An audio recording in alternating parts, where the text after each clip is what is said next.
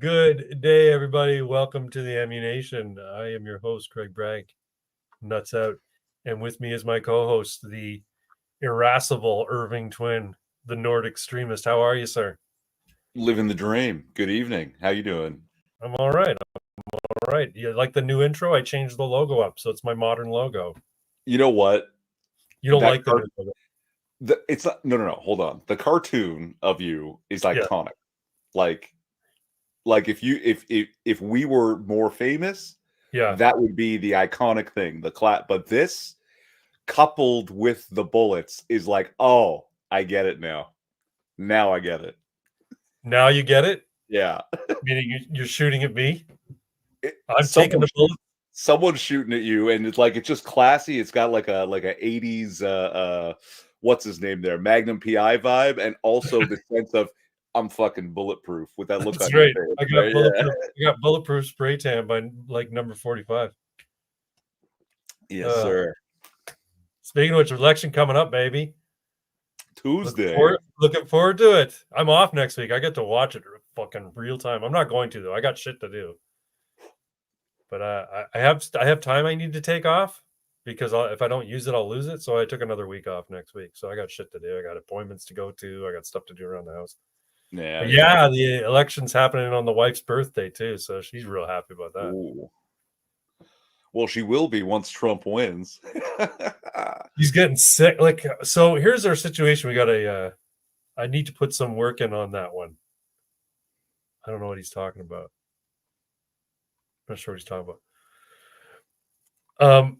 Here's the thing. When we're at home, after we're done work, and we go to settle down in the living room, we have an L-shaped couch. I'm at one end of the L-shaped couch. She's at one other end of the L-shaped, and we lie in repose. We lie and watch our particular media. Now, it just so happens that I end up watching my media on YouTube on the big screen TV. She has her tablet. She watches her tablet. But she can't help but listen to the TV because I have it going. Even though she has her headphones in, she knows what I'm watching. So she's seeing like Gutfeld, and she's seeing, she's seeing all the, liberal hive mind, all the YouTubers I watch that are, pro-Trump and, sane people, people who have brains in their head and aren't NPCs. Anyway, so she's watching all that. The spray tan song, he has to work on that. Yeah, good on you, man. Do it. Speaking of which, I wrote a song as well. I will share it a little bit later when we get on to that. But yeah, so that's the situation. She must be getting really sick. Or maybe she's getting convinced that, maybe the guy's not so bad. Because she's not a Trumper. She thinks he's a jerk. I'm like, yeah, he's allowed to be a jerk. He's still the best fucking guy for the fucking job. Anyway. That's true. That's true. Shall we get right into it, shall we? Yeah. What's first? Do you even lift, bro? We'll start with do you even lift, bro? Sometimes you lift. Sometimes you lift. Apparently you had a good back and arms day today? Back and bicep, yeah. It's my favorite day, So when you work your biceps, are you also working your triceps or just your biceps? Just bicep, yeah. I simple on a different day? Whole leg, yeah. So Nuts up for Peanut and Friendly Fred. Is Friendly Fred the raccoon then, I guess? Yes. Yeah. Yeah. Jerk greater than brown woman always. Oh yeah, absolutely. Yeah. Fight me. What up, 6?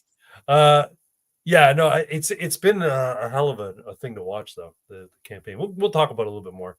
I'm proud of you, sir, going in and doing to the gym. I have been kind of slacking. I hurt my shoulders, I think, doing high school style bench press about last week. And I hurt my shoulders, so I'm like, I can't do it. Like even just doing shit around the house. So it's not like I have to lift stuff. I'll just open a cabinet door and it'll cause a twinge in my shoulder, and it's like, motherfucker. Oh no, shoulder impingement. Yeah. So I have to. You're saying do band work, do stretch work. I'm going to have to do some of that before I get back into it. But I have next week off. I think I said that, didn't I? Well, to me, yeah. I have next week off because I have to take some time before the end of the year. Otherwise, I lose my time off. So I'll be going to the gym next week. I'll be doing lots of other stuff. I'll be getting back into it. But this week I've been kind of slacking. Of course, it's Halloween, so there's candy in the house. So of course, I'm also behaving badly there. But I look down and my chest is still bigger than my gut, so I'm okay. Hey, Pox. So how are you? How was your fitness this week? You did some lifting today. You did some. How many times did you go this week? Yeah, so like since I said I'm back in the gym, and if I don't lift this, I'm gay and my whole family dies. Yeah, I've been pretty steady. Like usually 2 days on, 1 day off. So getting back to back day, Yeah, is good, feels good, and like because it's a Saturday, I didn't have much to do, so I could spend a little more time, do an extra exercise here or an extra set of an exercise there. yeah. Do some single arm lat work, which I find is if you have time for it, it's great. Single arm lat work. Okay, yeah. Just a single arm pull for your back. Yeah, Yeah, because like if you think about like a seated row, yeah. you have to do both hands together to get that big weight in your shoulders or like Sure, into sure. your lats and traps and everything. But if you can go one arm, you can extend farther forward and Right. twist a little to get that extra little bit. So, but again, you have to drop the weight a whole bunch Sure. and you're looking for a ton of reps. So if you don't have the time, two-handed is probably just more efficient. But if you can, yeah, squeeze out an extra set or two with single hand, Yeah. yeah, it can make a. Does your I gym love it. does your gym have free motion machines? I don't know that word. It's a brand of machine, but they're dedicated cable machines, and they have ones that are dedicated for chest. They got ones that are dedicated for back and shoulders and that sort of stuff. But basically, they're seated machines that are cable, and they have the weight sort of encased in a column. But Hmm. they call them free motion machines, and there's typically one that is adjustable, can go up and down and forward and out, and so you can do a whole range of exercise on it. Right. I find they are amazing for like doing shoulders, doing chest, doing back. And if you can get the problem is they only have the one that's adjustable that can be changed into a bunch of different configurations. So you have to sort of rotate to the different ones. Oh, is that what it's called? The one that you see at every good physiotherapist? Yeah, it's And got the arms that go up and they go all the way down and they come yeah, out. yeah, yeah. Big silver Yeah. machine, right? Yeah. With a big fucking almost looks like wheels sticking at the ends of the arms. Yeah, Yes. yeah. Yeah, that's a free motion machine. Those are good machines for doing all sorts of shit. And like I said, the one we had, the gym I'm at, we have one of the full free motion machines, adjustable, and then they've got a bunch of other ones that are dedicated for specific types of muscle groups. Anyway, I love them. So if I can get on those, I'll get on those for sure. But yeah. But next week I'm back at it. I promise. I promise. Everybody in the chat, it looks like we got a few people watching, so make your presence known. Say hi in the chat, and if you are a visitor to this channel, you're not subscribed, please consider subscribing and liking and sharing and all that crap. Six said it best. Nuts up for Peanut and Friendly Fred. I want to move on to that topic right away. It's all the same to you. Nuts out for Peanut.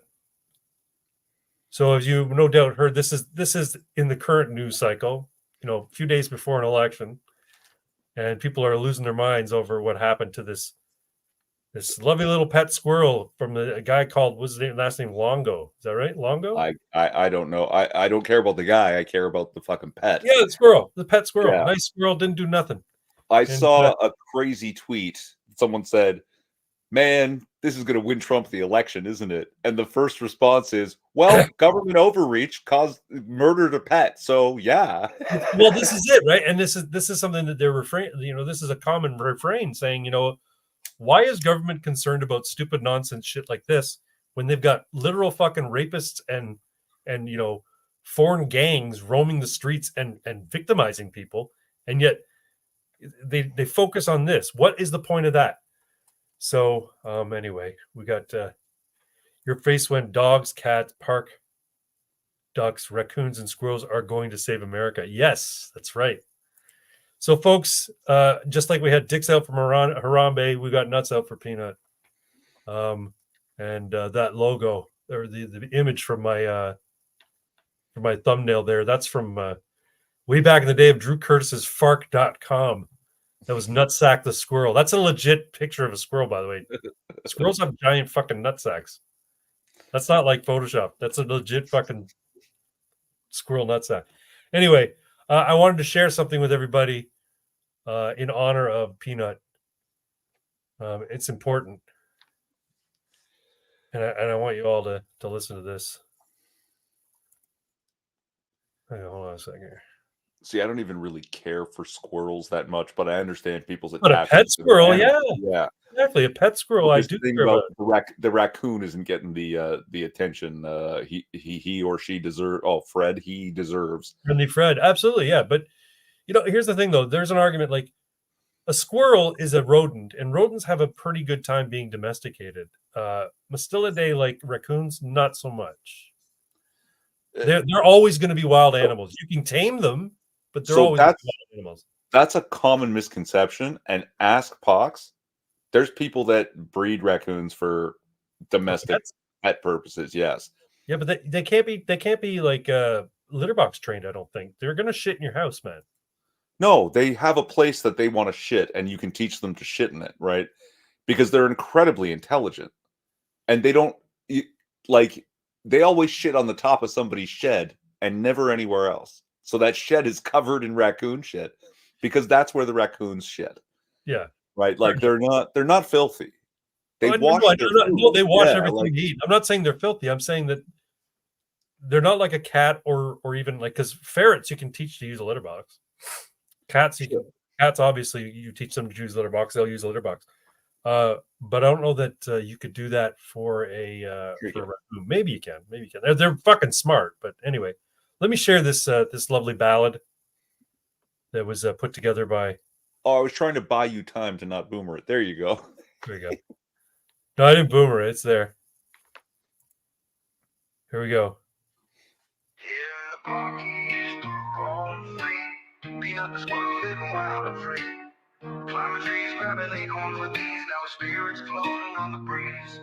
City lights flicker till lights go fail, and justice struck him like a hammer to the nail. He didn't do nothing, but they said he did wrong. Now in our hearts is where he belongs. He didn't do nothing, he was just a friend. Not south for being until the bitter end. He didn't do nothing, but they said he did wrong. Now in our hearts is where he'll belong. He didn't do nothing, he was just a friend. Not south for being until the bitter end. He didn't do nothing, he just loved his tree. Not south for being and let his memory be. Sunrise found amidst the autumn leaves, caught in the crossfire of humanity's deeds. His dreams shattered by cruel twist of fate, leaving a void no one can negate. Voices in the wind carry his tale, whisper truths beyond the veil. Peter ran through fields of gold, now his story must be told. He knew nothing, he was just a friend, not south for Peter till the bitter end. He didn't do nothing, he just loved his tree. Not south for Pina, let his memory be.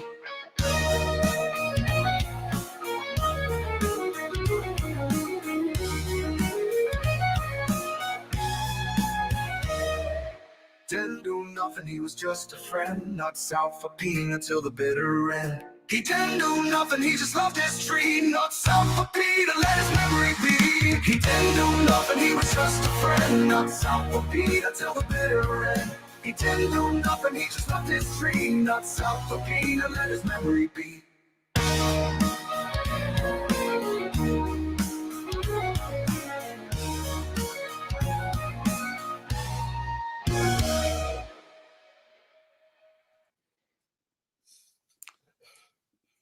Justice for Peanut, folks. Justice for Friendly Fred. I've got a soft spot for raccoons too. Like, oh, I know you do. Yeah, you saved one's life. Yeah, like from infancy, I had a stuffed raccoon in bed until I was, I don't know how old. I still have the raccoon, right, tucked away in a plastic bag, like in a crawl space, right? Yeah. But yeah, and like, oh, Guardians of the Galaxy. I'm sorry. I was a fan of Rocket Raccoon since like the mid 80s. Like as soon as I knew what it was, like, just like my fucking. And strangely, my raccoon's name was Rocky. Rocky Raccoon. Yeah. The Beatles ballad. Yeah, he was Raccoons for the Win, says Six. Do you remember the Raccoons? The Raccoons cartoon? It was a Canadian cartoon. Oh yeah, it was terrible. It was terrible, but I mean, it was good in the sense that it was, your standard typical youth cartoon where kids, got into misadventures and they did the right thing and stopped the bad guy. What was it? Cyril Sneer was the name of the fucking aardvark that was like poisoning the entire forest or something, right? Aardvark, huh? Wasn't he an aardvark or an anteater? What was he? Sure, but I'm just looking at the You look at the nose? Physiognomy, yeah. The physiognomy. Oh my god. Always comes back to that with you. Yeah, I hear you. No, I'm Cyril Sneer. I remember that fucking show. Yep, raccoons, baby. No, raccoons are cool. I would agree. I had a coworker who had a raccoon. She kept a raccoon as a pet. She complained that it would poop in the house. She says it was a good pet.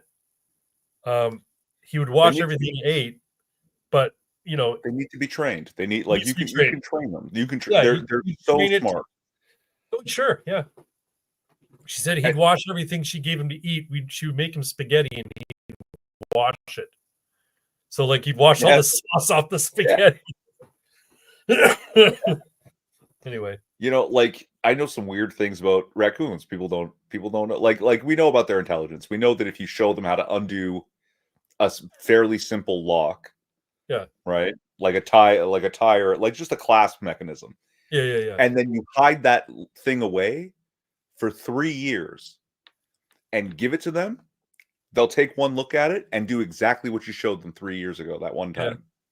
Oh, sure, yeah. But that's just the tip of their powers. Like raccoons have fucking superpowers. Raccoons can hear incredibly low frequency sounds. Yeah. So it's not just about the pitch. It's this quiet they can hear. They can hear earthworms moving in the soil. Oh, because that's why my garden gets drug up. I think the same thing for skunks, because the skunks dig up fucking grubs, man. Oh yeah.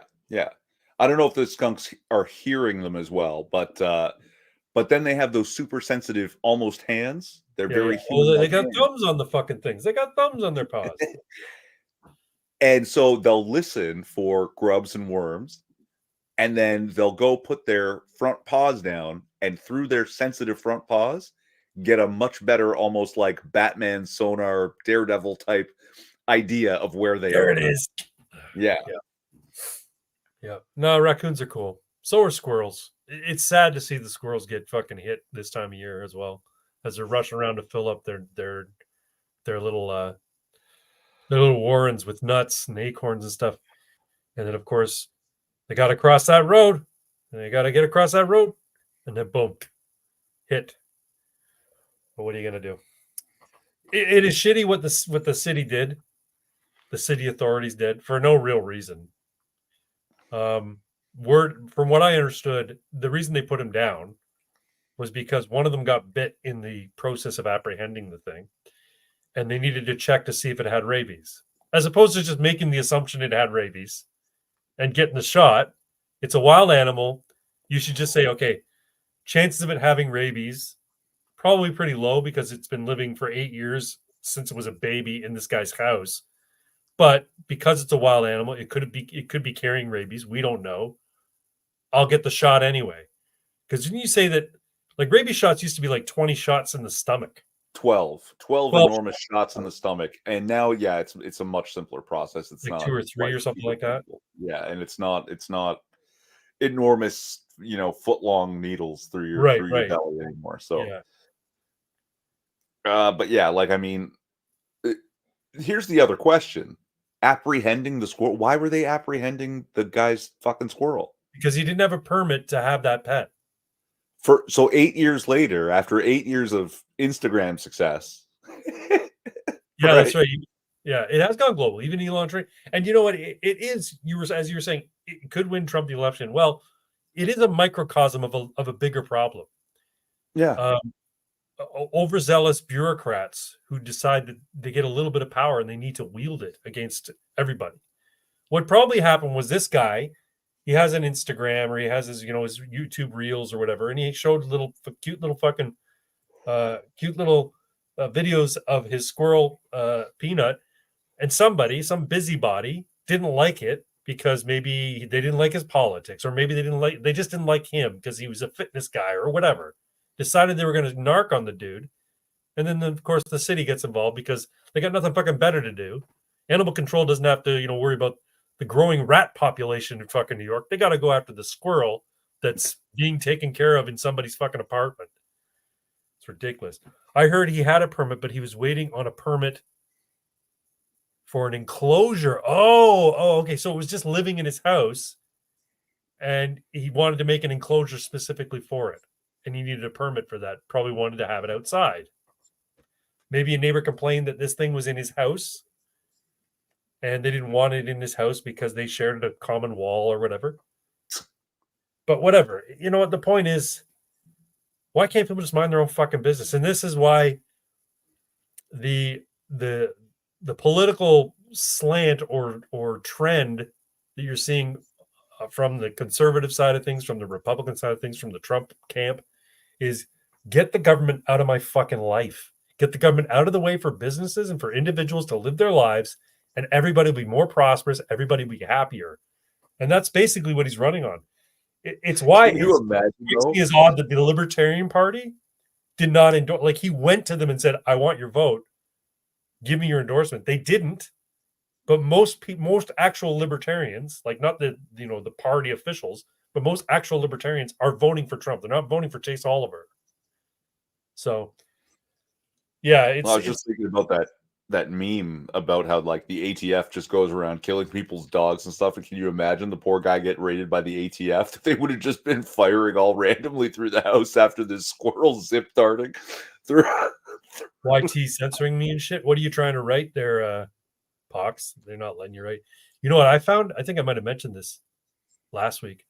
I was doing the side scrollers. I was watching the side scrollers live stream. And I tried to say I'm Canadian, but if I could vote, I'd vote for Trump. Wouldn't let me add Trump, but I could add Kamala. Isn't that ridiculous? YouTube is in the can for Democrats. Oh yeah, has been for a long time. Now you were saying something about this dude though that has the pet squirrel and raccoon. Yeah. Okay. So apparently he's involved in some level of degeneracy. Is that right? I may be wrong. Somebody fact check me on this. That yes, he's got all these fun Instagram stories with his pets and stuff, but also they're sort of like a pipeline, a springboard to his OnlyFans where he does gay butt stuff. So, hey, as long as you do gay butt stuff with a raccoon or a fucking squirrel, I don't care. He's allowed to do gay butt stuff. I mean, yeah, it's degenerate, but who cares? It's his business. Do what he wants. Again, the libertarian in me says, I don't like it. I don't think it's a good thing. Aren't involved, right? Do whatever the fuck you want. What's that, sorry? As long as the squirrel and the raccoon aren't involved, it's fine. Yeah. As long as it's not Richard gearing that fucking squirrel up his ass, I don't care. And I didn't save it, but I saw this little comic strip. It's super sweet and super sad. And yeah, this is, You want to recount it? Yeah, sure. There's like a little dog on a dark background, and there's a light shining on him from outside the panel. And he's looking over his shoulder at his tail wagging, and he goes, "What's that do?" Right? And the light says, "Oh, that makes people happy." And the next panel, he's doing that dog cocking his head thing. He goes, "What's this?" He goes, "Oh, yeah," the light says. "They love that." And the dog says, "Do I do anything that makes them sad?" And the light says, "I'll tell you when you get back." It's true. It's true. I told you about that comic strip where the dog's in like at the pearly gates, for the doggy pearly gates.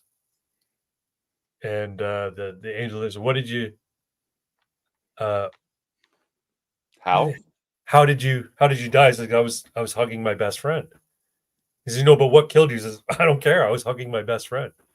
Fucking made my fucking heart just my throat just turned into a goddamn lump, and I almost started bawling. I'm like, holy fuck. We don't deserve dogs, man. They're better people than us. Or squirrels or raccoons, or apparently. squirrels and raccoons for that matter. There's something noble about a dumb animal that just lives by its instincts and just is decent in how it approaches life, because it's not confused by all the horse shit that we put ourselves through. And the simplicity of their lives, as you know, short and miserable as they can be sometimes, is just it's inspiring, I guess. And when you think about dogs and animals that we've domesticated, animals that we've made our pets, it's all the more poignant because we have this deep connection to them. And I keep saying to people, when I hear about people mistreating dogs, I'm like, how could you fucking, like, do you not understand? These things evolved alongside us. They're as much us as we are them.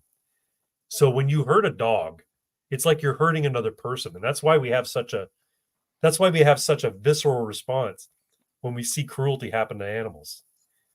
I don't think it's 100%, genetic or instinctual. I think there's something to it. We have a connection with certain types of animals, in particular animals that kind of look like us. So monkeys and gorillas and apes and stuff like that, but also animals that we evolved alongside of, animals that, have become part of the human experience since before we had language. Dogs and horses, man. Dogs and horses. Yeah, exactly. I'm convinced dogs and horses have done more for the overall growth of humanity and civilization than any technology that we ever discovered. Oh yeah, no doubt. It's why I also don't trust Muslims, because they don't like dogs. They think dogs are unclean, and they don't want to associate with them. I think it's probably because dogs can realize that they are of Satan. Apparently, the rabbis of Israel have declared all dogs to be evil. Oh, is that right? Mm. But there are Jewish families who keep dogs. There are Jewish people who like dogs and have dogs. So it's not universal to Judaism or Jews. It might be a doctrine of Orthodox Jews, just like it's sort of doctrine and cultural in terms of Muslims and Islam. I'm sure there's Muslims out there that keep dogs, that have dogs and love dogs. You know what I mean? The westernized ones, the nominal ones. They have better things to do but arresting hard archives that are monkeying and white people is racist. Did it come through that time? Yep. Did. Thank you. I see a petition is already up on change.org. Well, good. Petition for what? To hold the people accountable that killed the pets? I don't know. But that being said, it's a terrible thing what happened to Peanut, and I don't care if the guy was involved in debauchery and degenerate behavior, as long as, again, he wasn't doing any abuse to the animals. I don't particularly care. But talking about butt stuff, let's move on to Movember. I was talking to. It's November now. We're in November. You can see Irving Twins got himself a facial hair growth, but I see you're lacking a mustache, which is typical adornment in November. For Movember, why are you not wearing the mustache? Don't you care about men's health? So someone told me there was rules and that I can't grow the mustache I want to grow. So I said, well, screw that. I'm going to grow everything except a mustache in an attempt to reduce awareness of men's illnesses and cancers. Obviously, it doesn't work like that. But no. I'm trying. And I may mention to you before we went live when we were in the green room about my issue with Movember. So it's also, not only is it Movember, but it's also No Nut November. If you're not aware. No Nut November meaning you're not supposed to flog the dolphin for the month of November. I think you can still have sex, or you're not supposed to have sex at all. I don't know. Some people take it more seriously, and it very much upsets their wives. Pox. Oh, maybe. But I want to talk about the cultural vandalism that is Movember. So you don't agree with me on this, but I'm not saying you're wrong. I'm saying I think there's a simpler explanation, but go ahead. There might be. But here's my thought. And you know me, I'm conspiracy mind. Hey, me too. Movember was started, in the 80s, 90s, maybe early aughts? I don't know. Whereby men, in order to raise awareness for men's health issues, are to grow a mustache and only a mustache. And why? Well, because for a long time, mustaches were considered an adornment by the male homosexual community.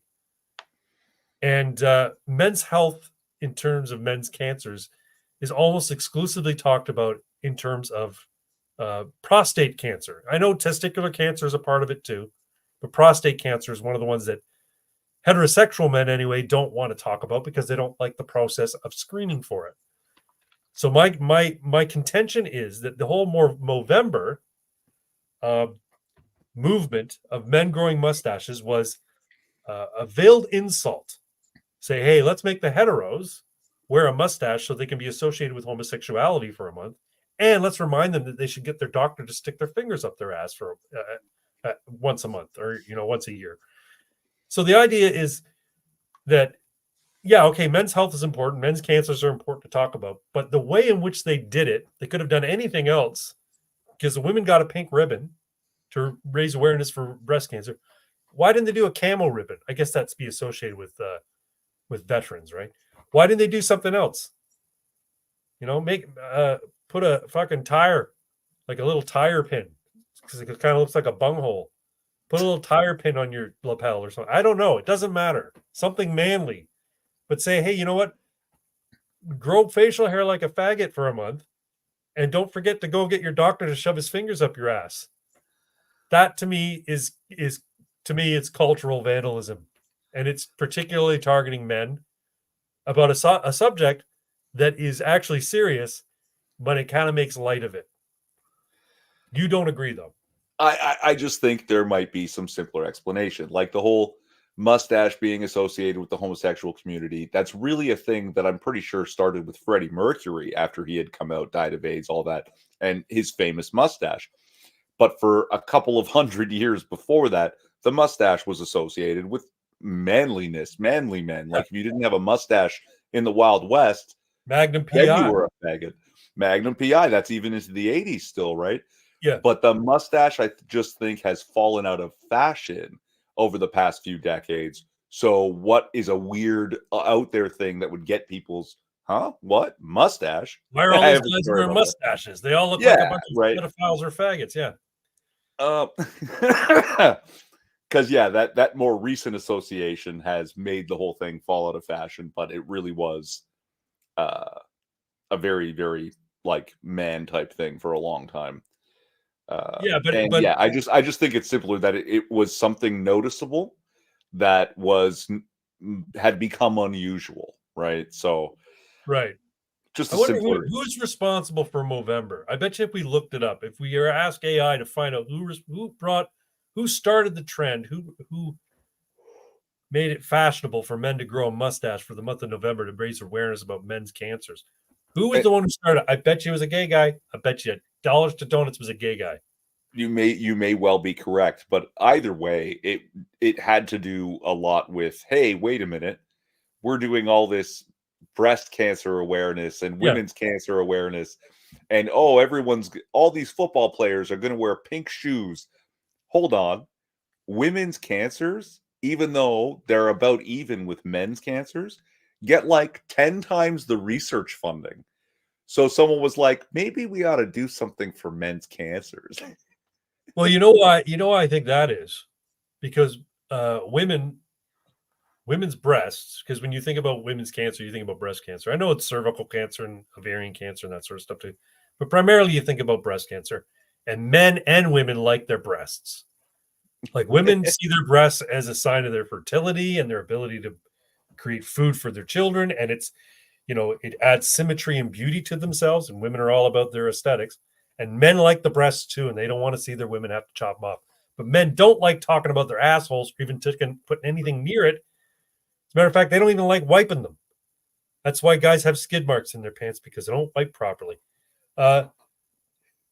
Men don't like doing anything about their butt, typically.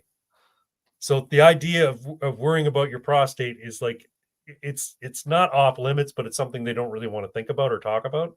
So raising awareness and money for men's, I can understand why it's disproportionate. Butts are not something that guys like to think about. The only thing they like to think about when it comes to their butts is like, holy crap, you should have seen the shit I took the other day. It was the size of a Jose Canseco bat. It was fucking gigantic. I think the problem is that it's, if I'm not mistaken, the most common of men's cancers.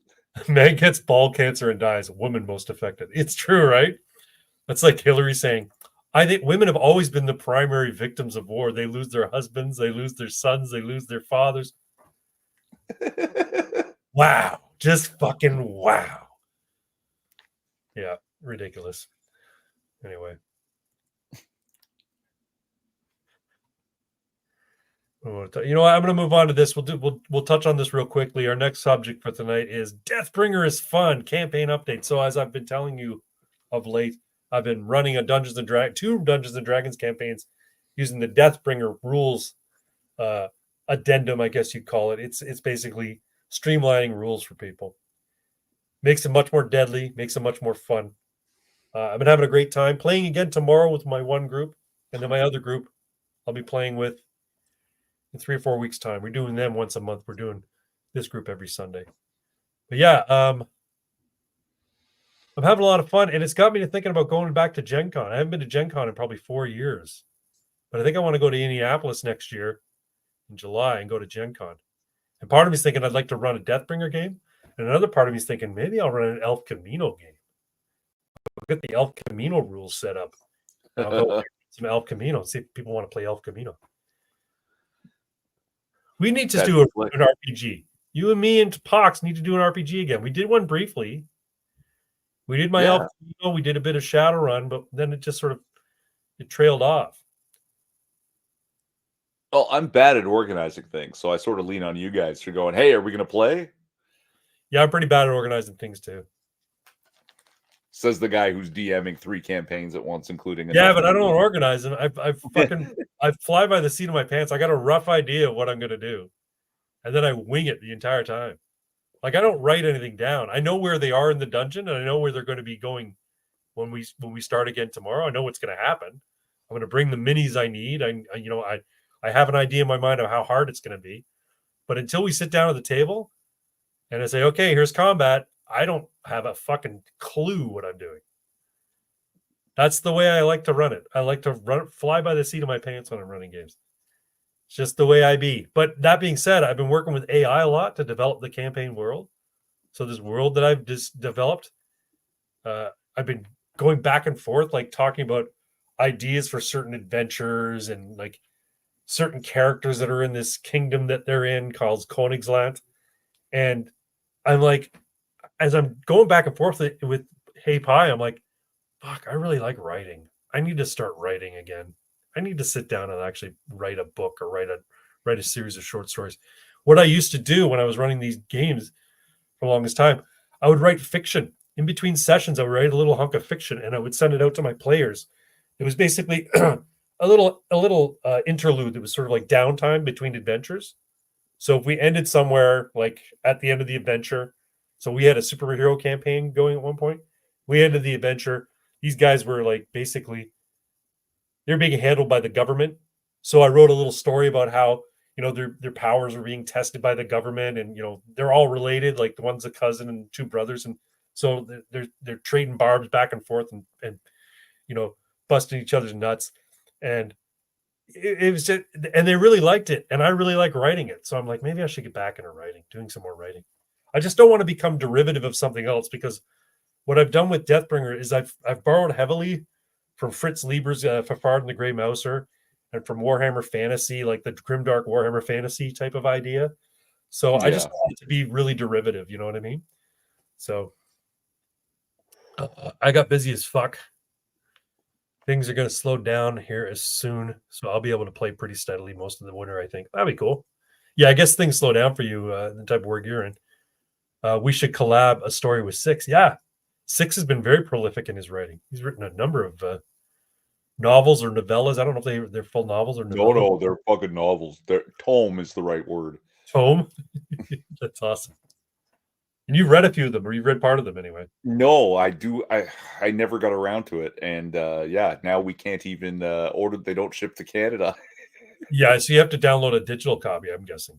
Well, I mean, you have a PO box. You said next time you're going down there, you'll get them delivered. I'll have to order it to my USPO box. 90% of writing is derivative in some way or another. It's true, but I just don't want to pull. I don't want it to be so obvious, right? So if I'm writing something and it's been inspired by Fafard and the Grey Mouser, I don't want it to be so blatant. Like it needs to be. It could have a hint of it, but if somebody reads it and goes, "Oh, it's just like Fafard and Grey Mouser," I'll feel like I ripped it off. You know what I'm saying? Well, I was just talking about this with somebody that there's nothing new under the sun, right? No, everything's eclectic, variations on it, right?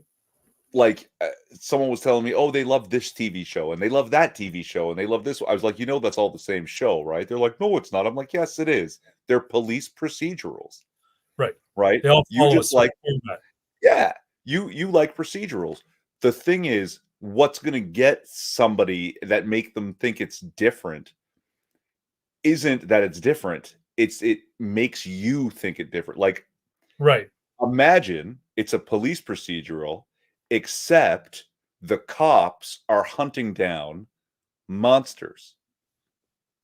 This is supernatural. That's it. It's a police procedural.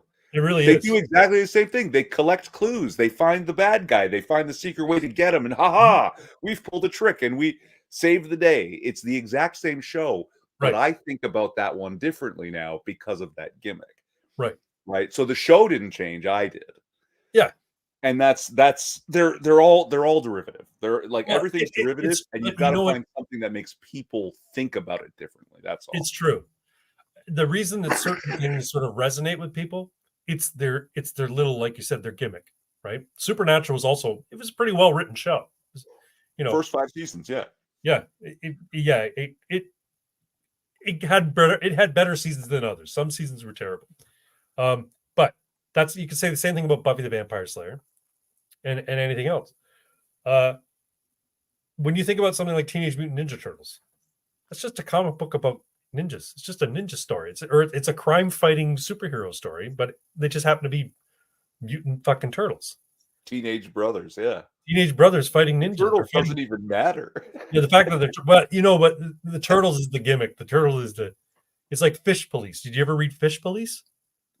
No, but I do know what Samurai Pizza Cats is. So right, Fish Police was basically it was a police procedural comic book about a detective who was a catfish.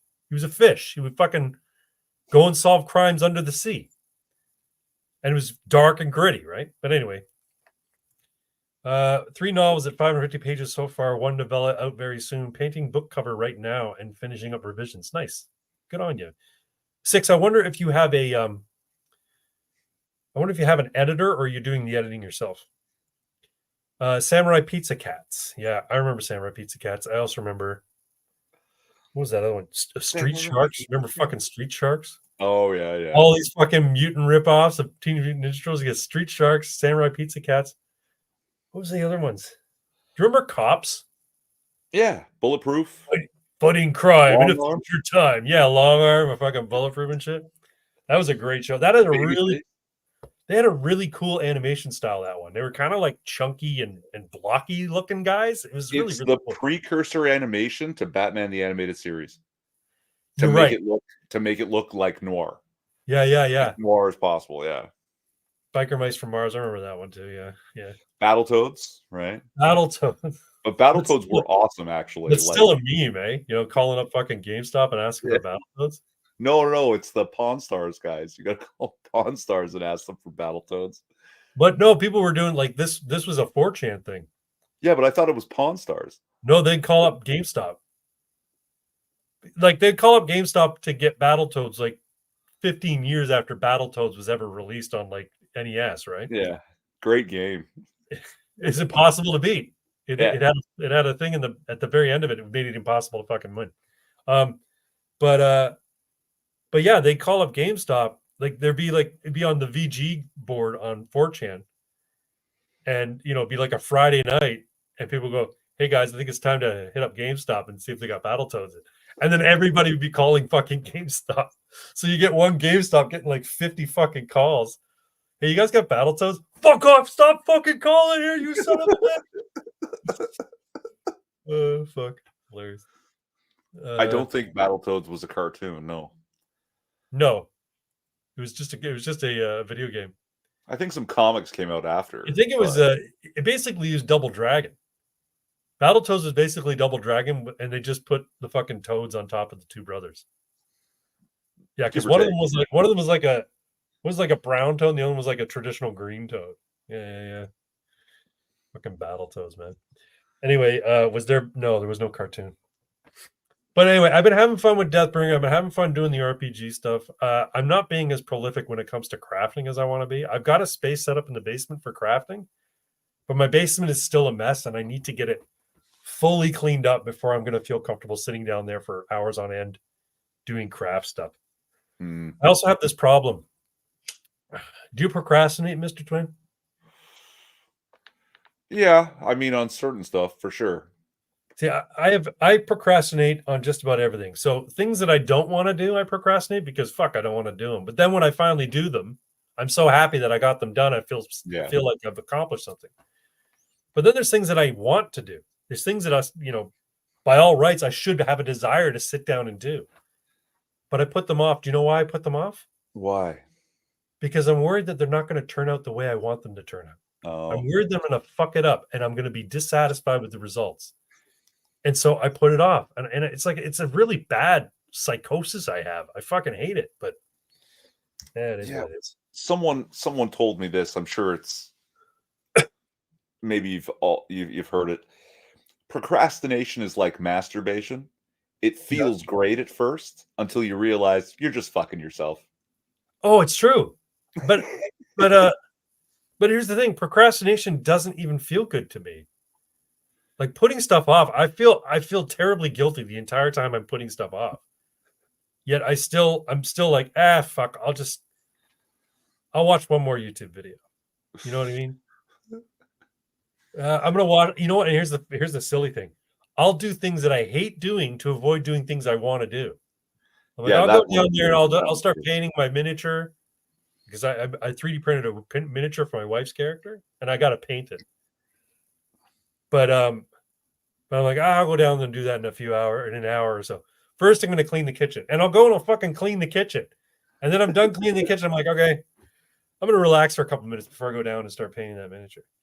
And then I never go down and paint the miniature. And the reason is like, if it turns out shitty, I'm going to feel really bad.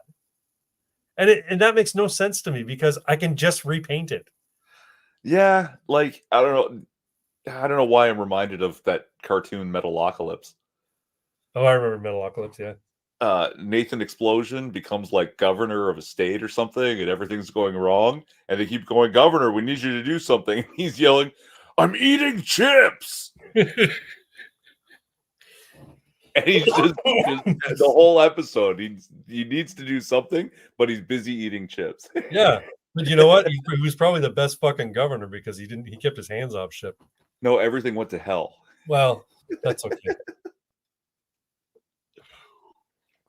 Things work out in the end. But no, when there's things that I have to do and things that I should want to do, I put them off.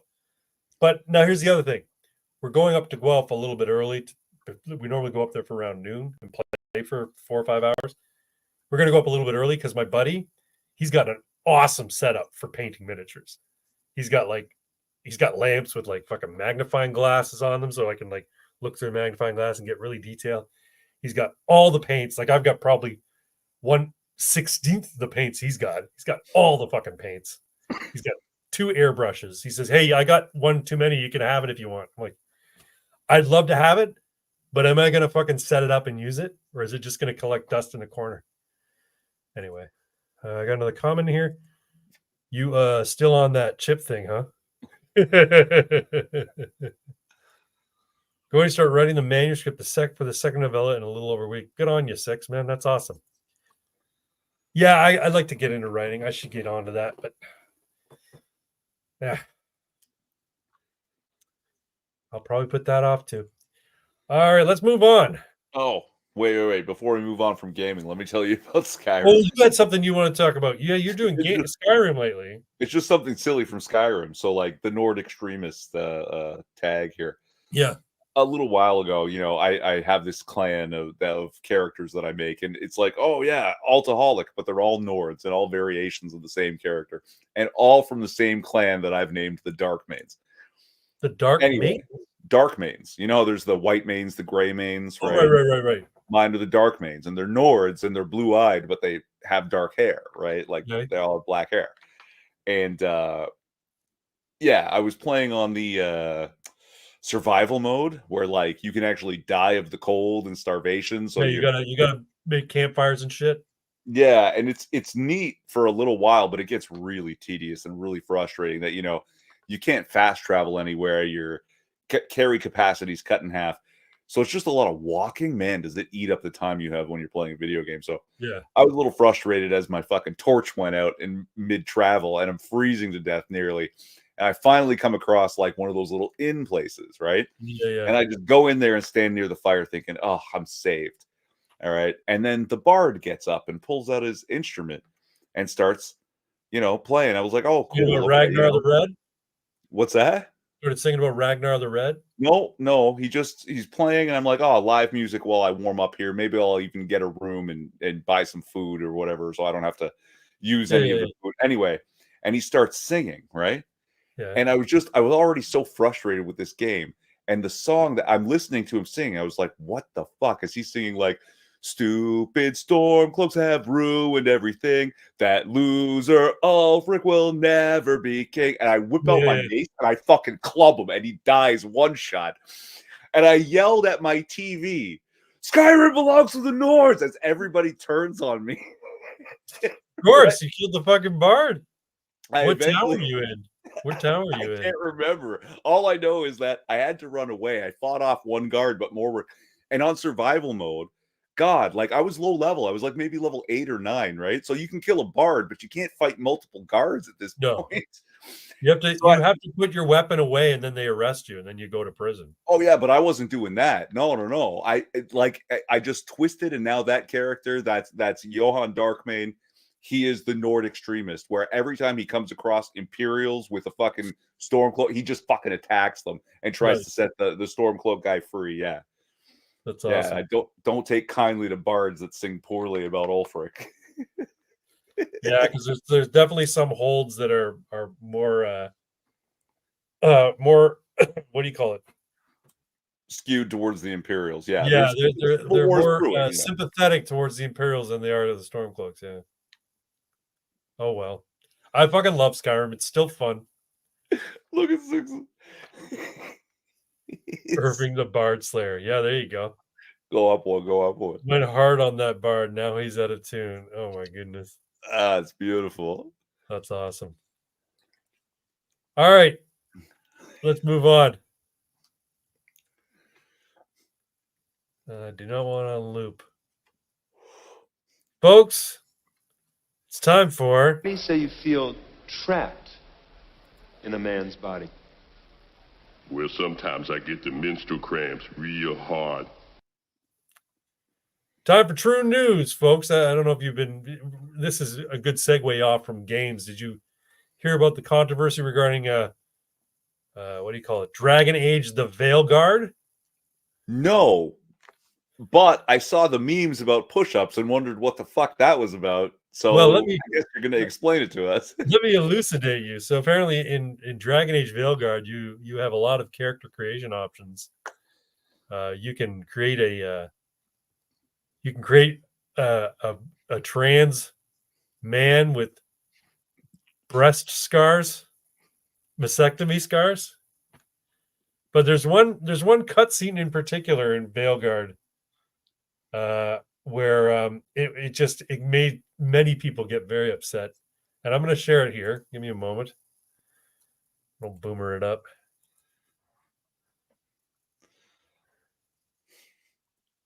Respect the fantasy characters, mastectomy scars, bigot. Yeah, as pox. It's true. Let's go full screen on this here. Pounding that snake's nose. She's still holding the ruby in her other hand. Maker's panties. I was so proud. Oh, Ah, shit. They're still holding it. Sorry. what are you doing? Pulling a barb. Oh, Pulling a barb. okay. A barb? Tradition in the Lords of Fortune from one of our old members, Barv. Good guy, but like most of us, his plans went sideways a lot.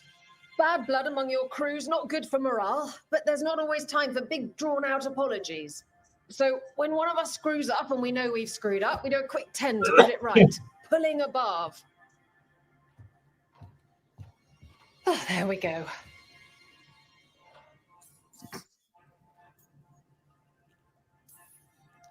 I'm glad the Lords of Fortune have Tarsh's back. Oh, Tarsh isn't the first non-binary member of the Lords. Really? Unfucking believable. Okay, so On Guard is meant to be taking place in a fantasy, medieval fantasy realm. The term binary wasn't even a thing in medieval times. Binary is not something that we would have used in regular speech. So saying non-binary, hell, did we even use hyphenated words in medieval times? Non-hyphen binary? I think they started there, yeah. But it was, the beginnings of it. It's absolutely ridiculous. 2,000 push-ups for misgendering prolapse the non-binary. Prolapse. Fucking love it, prolapse. What the fuck is this garbage writing? Exactly! They devoted 2 minutes of a cutscene to this faggotry. And that's all it is. It's pure fucking faggotry. And then we'll make your own games. No, these are our games. These are the games that I played fucking Dragon Age back when it was good. And I have no interest in playing this piece of shit. I don't care if I can put mastectomy scars. Hey, can I get a dick that has a Prince Albert? Is that what it's called? A Prince Albert? A Royal Albert? Prince Albert, yeah. Prince Albert, where it's a split with fucking studs going through it. Pox says, think about how meta this is. The Troons can't play a woman, even though they are women. Bigot. They would rather play a dude pretending to be a woman. So it's a dude pretending to be a woman playing a dude pretending to be a woman. I'm the dude dressed like a dude pretending to be a dude who's another dude. Shit's brain melting. Is this Sweet Baby Ink bullshit? I'm sure it is. I have no doubt it is. The only thing that makes me happy about this is it is ultimately going to come to an end, and it's going to be seen as a hiccup in the culture when people were just doing absolutely insane shit. I'm reminded of the meme that I can't remember the name of the particular Troon, but there's that comic of two people talking. One of them says, "Oh, did you hear about someone or other? He was doing this, and they were doing this, and anyway, they raped a minor and gave them AIDS." Oh my god! But that's a true story. And then the Troon that raped the 15-year-old, claiming they helped them lose their virginity, was saying, I get that their family's upset and they have a right to be, but they've been misgendering me, and that's not fair. Unfucking believable, man. It's coming to an end. That's all I have to keep telling myself. It's fucking coming to an end. That's why if you're in the United States, folks, you got to get out there and vote. If you haven't voted early, get out there and vote on election day. Vote for Donald Trump to put an end to this fucking madness. He's the only one who can do it.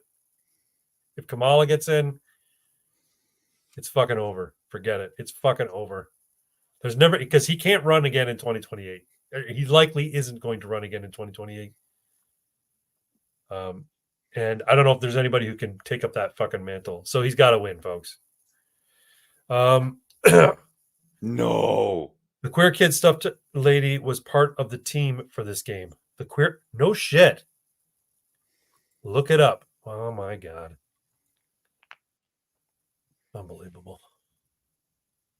I fucking pull a barv on you.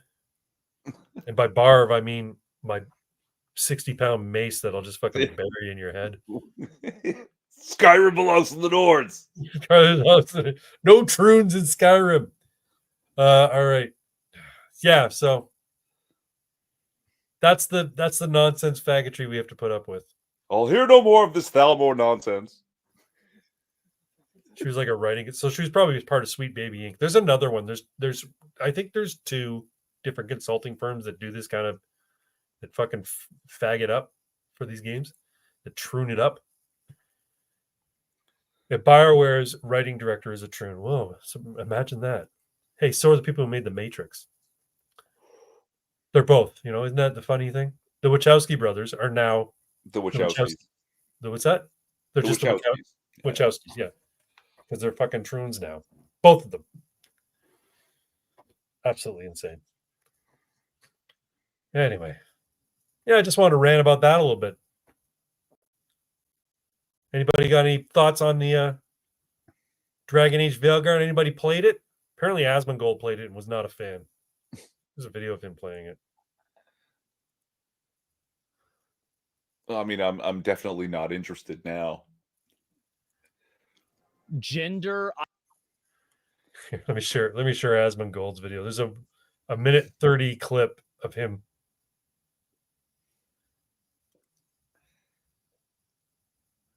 Like, I mean, was it the boys over at Lotus Eaters talking about how AAA games are basically dead now?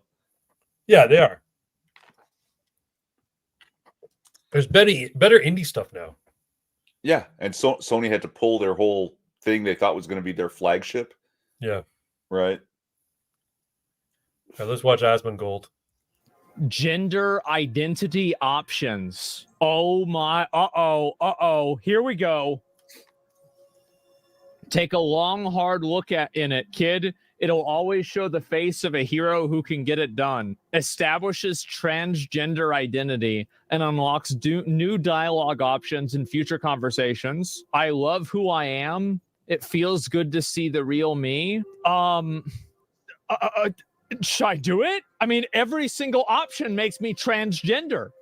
There's no option not to be transgender. It says makes me trans. This one does, and this one. I don't know why I have to be trans, guys. I can't. I don't know what to do. Force transgender. This is what Donald Trump was talking about. I'm getting there. It feels good to see the real me. It took a while for me to figure out why the face staring back from the mirror felt wrong. But once I was able to be honest with myself, it was a relief to figure out I was trans. And it's worth it to look in the mirror today and see the man I am staring back.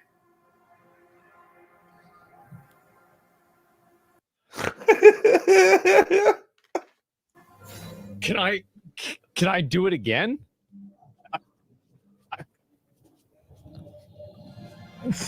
Oh, well. What the All right. Oh, fuck me.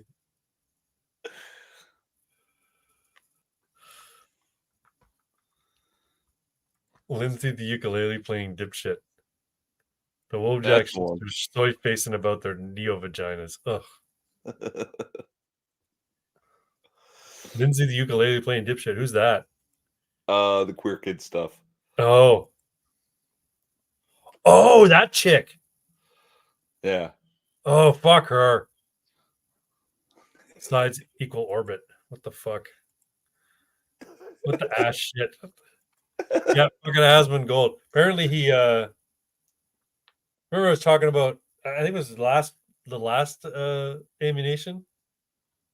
Where's the lie though? When he was talking about Islam, and now apparently he walked it back. And then he did a video saying, I'm gonna clean up my house. But apparently he cleaned up his house. Like he did it all himself. Like he didn't hire somebody to clean his house. He fucking cleaned his house. And I'm like, good on you, buddy. Good for you. Clean your room, as Jordan Peterson would fucking say. But that doesn't mean you were wrong about the Muslims. Excuse me. All right.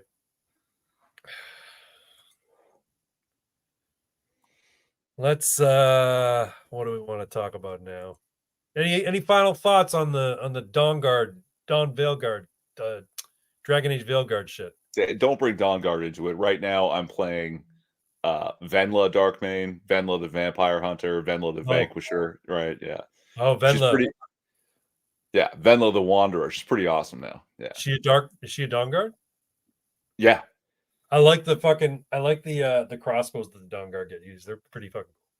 They're all right. They're all right, but I do prefer a bow, personally. Oh, yeah.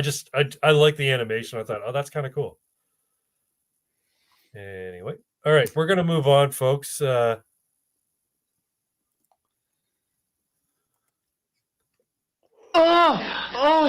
Oh, that's so disgusting. Oh my God, that's the worst thing I ever heard in my life. Good old Woody Allen fucks his Asian daughter, and he's an icon in Hollywood. Imagine that. Okay. You're so close, Craig. We will get ass games like this for maybe the next year, but they are going to start dying off real quick after, I think. Oh yeah, no, they're dying off now. You know, people just aren't buying their shit. I want to share this thing I found on the X. Where's my X? My bookmarks.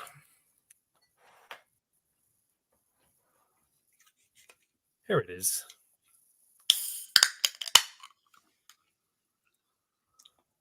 I'm going to share.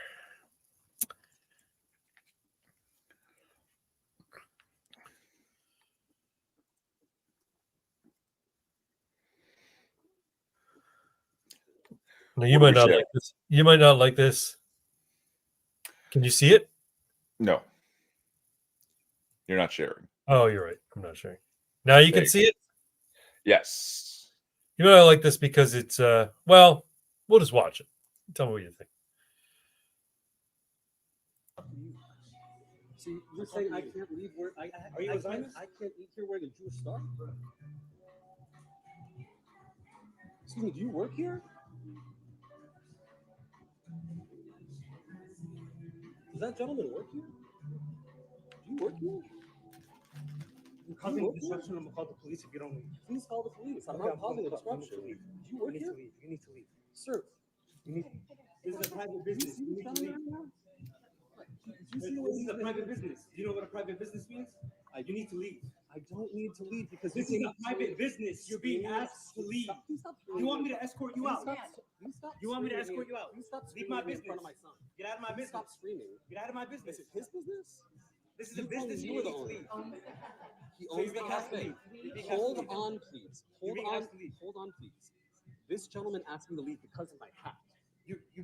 This is a violent hat, and you need to leave. My hat is a violent hat. I'm sorry. The hat's violent. See, here's the thing. Star of David, to people, they believe it means Israel. Right? Right.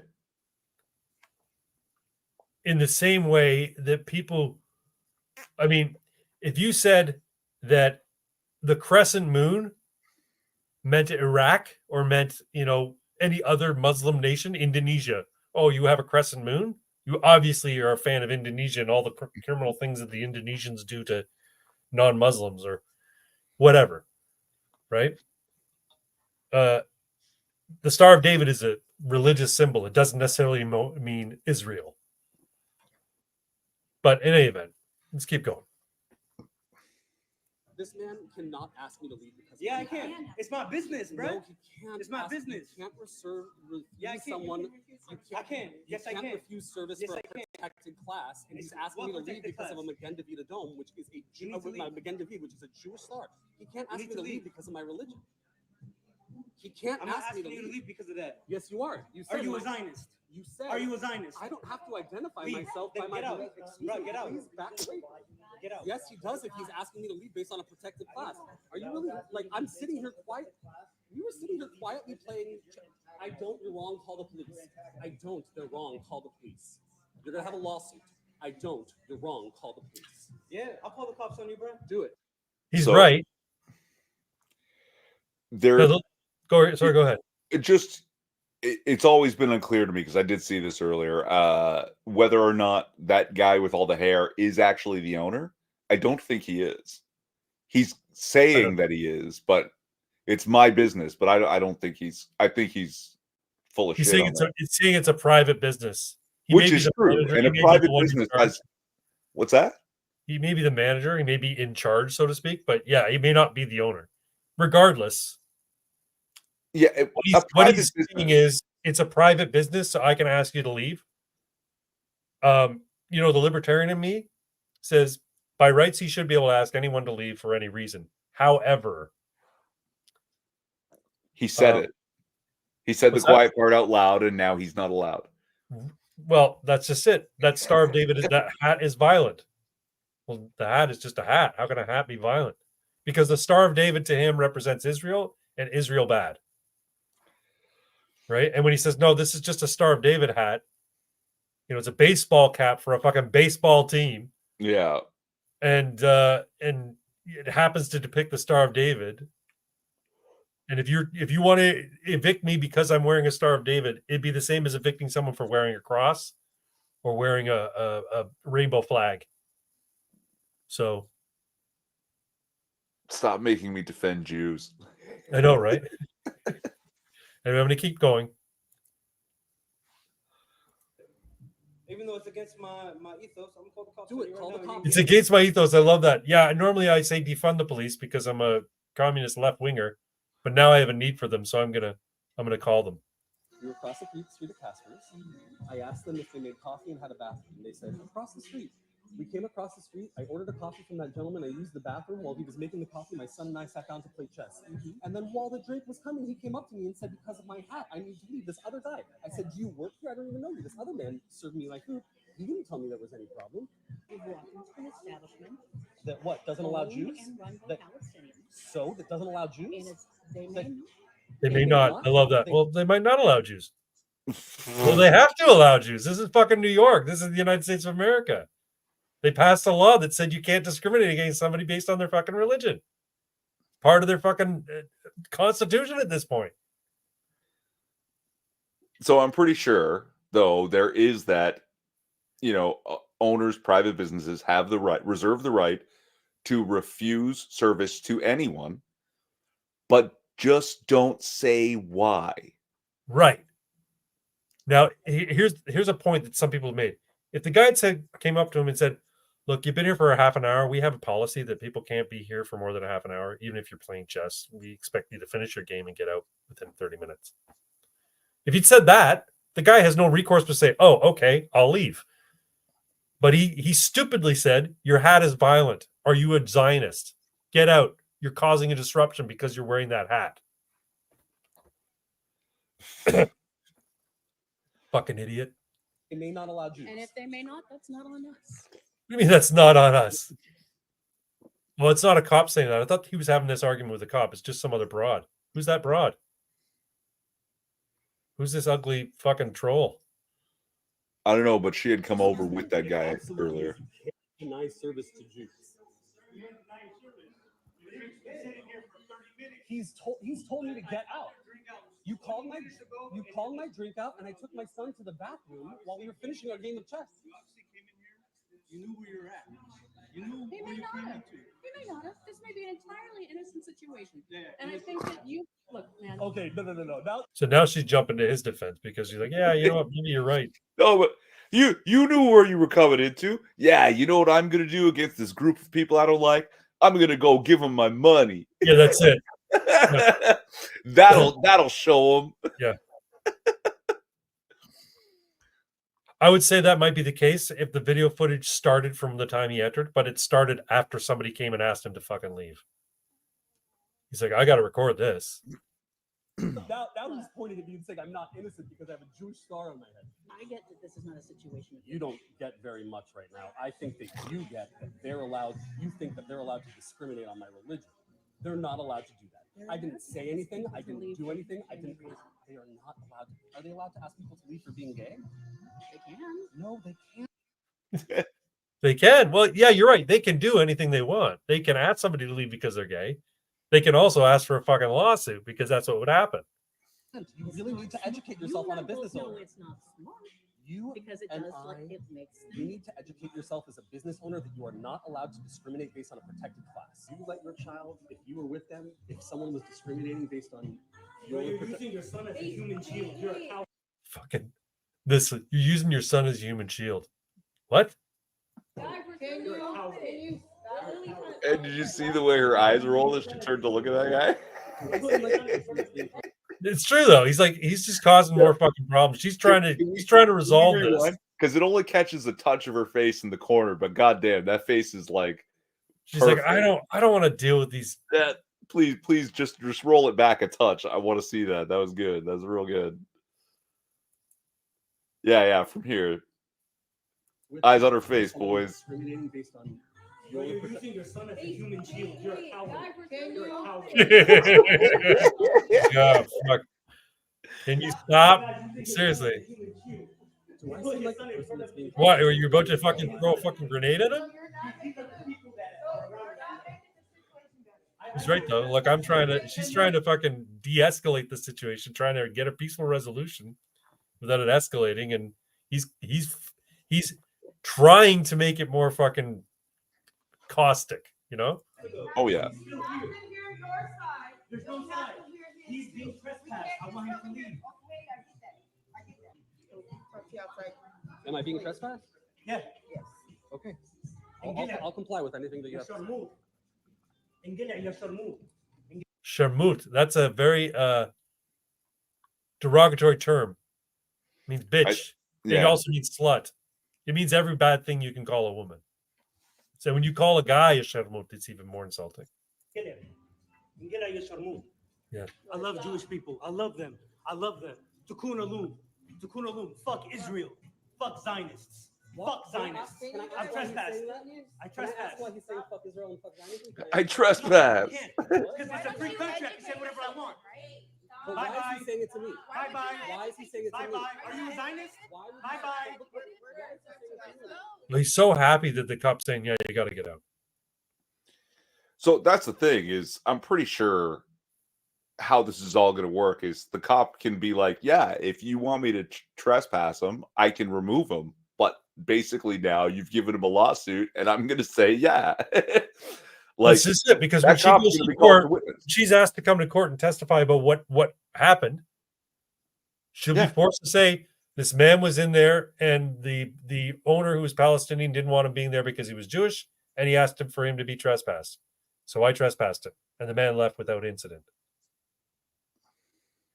And then basically she's making the fucking case for him. By him asking her to trespass him, he's basically saying, please sue me. Yeah. Fucking idiot. Why are you saying it to me? I love Jewish people. Why are you saying it to me? Go outside.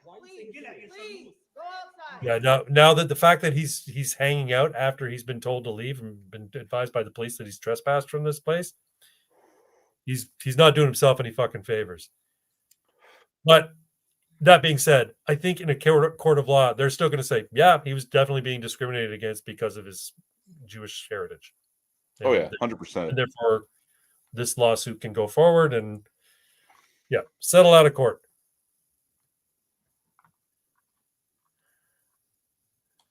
We got some comments here. Where it's in New York, by the way, Pox. Yeah. Nuts out for Peanut, says Douglas Coliata. Dicks out for Harambe. Absolutely. Oy vey, I'm a protected class. Oy vey, I'm a protected class. Oy vey. Yeah, I mean, I know what you just said. Stop making me defend the Jews. No, look, I don't want anybody to be discriminated against because of their religion, because of their maybe Satanists. I think you should be able to discriminate against Satanists. No, but I wouldn't want to be turned away because of my particular point of view, whether it be religious or political or anything else, philosophical. And if you're a business owner, it behooves you to take people's money, you want to serve as many people as possible. You don't want to discriminate. You should be able to discriminate against anyone you choose. I agree. From the libertarian perspective, yes. As a business owner, you should reserve the right to refuse service to anyone you choose. The problem comes that the Constitution prohibits doing it for certain reasons. The case of the bake shop, the cake decorator guy. Remember him? His name was Phillips or something. Masterpiece Bakery or whatever it was called. Protected classes are for figs, losers, and hard archives. This guy Phillips, who had the Masterpiece Bakery or whatever, he didn't refuse service. He just said, I'm not going to engage in speech that I disagree with. And the Supreme Court of the United States sided with him, saying, yeah, no, you can't force him to write things that he does not agree with. You can't force him to decorate a cake in a manner that violates his deeply held beliefs. Now, the Colorado Supreme, I think it was in Colorado. Colorado Supreme Court said, no, you have to. If you're a business, if you have a business that's open to the public, that relies on public infrastructure that's paid for by tax dollars and is open to anybody walking down the street, you need to serve everybody who walks down that street. Masterpiece Bakery, though, said, no, we didn't refuse service. We just wouldn't cater a specific event in a way in which they wanted it to be catered. Right? But even that being said, suppose they said, we want you to cater our gay wedding. We don't want any special message on the cake. We just want a regular vanilla cake with 3 tiers, and we don't even want the characters on top. We just want a 3-tier birthday cake or a wedding cake, and we want you to bring it to the venue. We want you to serve it, cut it, and serve it. There's an argument to be said that they couldn't force him to do that because now they're asking to participate in something that violates his beliefs. If they said, just make us a cake, fine, here's a cake. Now put, I'm going to suck his dick on my wedding night. Well, no, I don't want to write, I'm going to suck his dick on my wedding night. But saying don't write anything on it, but come to our wedding. It's going to be done sky-clad. Everybody's going to be naked and praising Baphomet. And we want you to cut the slices and hand it out to all the attendees. Well, he should have the right to refuse that. Right? That's my point of view. Yeah. Yeah. So the issue there is that they're demanding a service that the business doesn't provide. Right. Now, if the business did provide that, if the business did say, yes, we'll send someone to your wedding, cut the cakes and cut the cake and serve it because that's part of what we do. Like if they normally would do that. And then they said, we want you to do this at our satanic wedding. Then he should have the right to say, as a Christian, I can't cater a satanic wedding. It's the same way as if Jerome's Chicken and Waffles was asked to make a bunch of fried chicken and waffles and bring them for David Duke to bring them to a KKK jamboree. Yeah, exactly. Now, Jerome's Chicken and Waffles should be able to say, fuck that. I'm not feeding those people. I don't want to feed those people. You just made me think of this great comic. It's just one panel. There's like in the background, this, you can see the burning cross and all the KKK hoods, but in the foreground, there's like some bushes. And this one guy in his KKK hoods hiding in front of the bushes away from them with his hood pulled up just far enough that he can have his Chinese food box and his chopsticks. And it says, can't hate everything. Hey, you know what? Like, there's having principles, and then there's having an ethos that is discriminatory in nature. Right? If you have a principle saying I don't do anything that violates the tenets of my belief in God, that includes celebrating, promoting, or putting my hand to work in furtherance of sin. In the case of the Masterpiece Bakery, then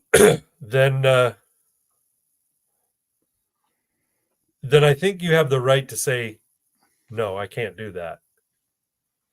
Now, if I'm a white guy and I go into Jerome's Chicken and Waffles and I say, hi, can I get,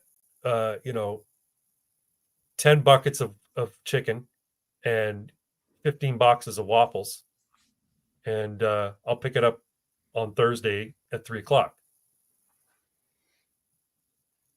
If I don't reveal that I'm going to be feeding a bunch of KKK members, there's no reason for Jerome's Chicken and Waffles to refuse my order. Like I said, green is the only color anybody should care about when you're running a business, right? Fox says, "Long live the discriminatory ethos." 6 says, "I want chicken and waffles now with honey mustard." I've never had chicken with waffles. I know there's places that sell it, but I've never had it. It sounds good. I mean, like, who doesn't like salty and sweet, right? There's a place just down the street from me called Starving Artist Waffle House. And yeah, they do like waffle sandwiches and shit. Yeah. They're fantastic. Yeah. Where's from this Jerome's, and how much is the chicken and waffles? Do they have honey mustard? I'm sure they do. I think there's one in Austin. Hop, skip, and a jump for me, 6. There you go. He's in Odessa area, isn't he? No, San Antonio. San Antonio, okay. Fucking Texas is huge. Yeah. Not as huge as Ontario, though. Apparently, yeah. Anyway, yeah, no, that's been my point of view from the get-go. It behooves you to serve everybody, but the state cannot force you to serve everybody. But there may be situations in which you don't want to serve everybody, and you should be within your rights to refuse service in certain circumstances. Well, there's a weird thing, like this term discrimination. It's over the past few decades, it's just become like automatically assumed to be negative. Yeah. But that's not the case. That's not what the word means. It's just sort of been abused and twisted into this idea of discrimination automatically bad. It's like, hold on. Your ability to discriminate is your ability to tell the difference between things, right? Exactly. Your ability to discriminate is the reason that you want and like to eat steak and you don't want and don't like to eat feces, because you can tell the difference between the two things, right? And you're a man of discriminating tastes is like, right. What it means is, yeah, you have a fine palate and you know the difference. That's what it really means. And insofar as it pertains to people, right? You're asked to discriminate all the time. Every day you deal with somebody, right? You go to the supermarket, you make discrimination based on what you see when you go to the checkout. In a world where, let's say, there isn't self-checkout, you've got 6 lines, you've got one that's moving much more quickly than the other. You've got one that has an old lady who's like putting her things on the conveyor belt, and she's doing it very slowly and clumsily. And you've got one where it's a young girl, she's pretty, and she's very efficient at what she's doing, and she's putting her stuff through, and you know, they're ringing it up, and you're going to discriminate about which line to go to. None of that is wrong, and none of that is bad. I don't care how long before you even get to the line, and you go to the fucking produce section, and there's that big pile of apples on the pyramid-shaped table, and you're like, oh, this apple's good. This apple's got a bruise on it and a little hole in the bottom of it, maybe a wormhole. I'm not going to grab that apple. You're discriminating against whatever apple you want to eat. So yes, discrimination is a survival mechanism. We need to be able to discriminate. I'll tell you what, I wouldn't serve that long-haired dude in my business. No, he looked like he doesn't shower. And I don't know what his t-shirt said, but I'm sure it wasn't anything very pleasant. Language has been bastardized, and many words with neutral meanings or near neutral meanings have had a bunch of bullshit heaped into them by people who want to control you. Always use slurs to own the system. Agreed. Yeah, no, you're right. The idea about discrimination being, you know, this derogatory mechanism or this bad thing to do, it really isn't. But it comes down to context, right? There are certain legal cases where you are not supposed to discriminate. However, I don't think we as beings are capable of not discriminating. So, for instance, imagine you're a landlord and you're looking to take on a new tenant. The law indicates that you have to rent to anybody who asks, who can make, you know, first and last, right? but you'll have a number of people asking to rent at your place. So you have to discriminate against them. You have to say, I got a better vibe from this person. This guy seems to me, his references, assuming their references all check out. But one guy comes up and you see that he's got dirty shoes and a mustard stain on his jacket. Right? And then another guy comes up and he's well kept. He's driving a nice car that's in good shape. He can make first and last months. He's got a good record, good references. You're going to discriminate between the two. The slovenly guy, you think immediately you're going to be thinking, there's a good chance he's going to not treat this place very well because he doesn't treat his own shit very well. And this is my place. I don't want it to get turned into a shithole. I don't want fucking cockroaches here. And he's wearing clothes that are covered in fucking mustard and his shoes are dirty. Whereas this guy's got a nice clean house, or a nice clean car. He's got clean clothes. He's well groomed. I think I'll rent to this guy because there's a good chance this guy is going to, treat the place decent because he has good grooming habits. You're discriminating there. Could turn out that the guy who's well dressed and well kept, he could be a coke fiend and throw huge fucking benders, right? And your place could get trashed the first weekend he moves in. But you have to make a discrimination. You have to make a choice based on what available information you have. So. And the guy with the dirty shoes is a construction worker who got a little mustard on him because he's been working overtime. So he raced over on his lunch break to come do the interview real quick. And then he's going straight back to work so that he can pay his rent. Exactly. It's hard to tell sometimes. Yeah. It's hard to tell, but you need to make decisions based on the available information you have. Now, you could talk to the well-kept guy, and the well-kept guy could say all the right things, but you get this vibe from him that he's being evasive and he's saying things you want to hear as opposed to things that are true. And the construction worker guy, he could be a little bit more colorful with his language, but you get the impression that he's 100% genuine and everything he tells you is absolutely true. You make the decision based on that, and you make the decision based on every bit of information you have. I've brought this up before too, the colorful language thing. Apparently, they did some studies. People who casually swear are more likely to be trustworthy than people who don't, because people who casually swear have fewer filters. They just say whatever is on their mind, and it comes out of their mouth with they're much more open people. Yeah, they're much more open people. So, no, they might also have a reduced vocabulary, so they resort to saying "f this" and "f that." But that's also possible. But probably then don't have enough intelligence to have guile, so they're less likely to lie anyway. You don't. You're not. Yeah. If they do lie, you're going to catch them in it because they're not going to be very good at it. Fuck yeah. Fuck yeah. So we're you've got the header for oddities up, and this was really it's not mine. All right, well, let's share it anyway. Yeah, it's something interesting. It's just a cool picture, right? Yep. And we had a discussion about these things before a little bit. Art Nouveau. Yeah. Is when it looks like it was crafted by the elves. Okay. Art Deco is when it looks like it was crafted by the dwarves. Yes. There you go. There's the difference. Those are the definitions. It's true though. Those both. Yeah. Were those made by AI?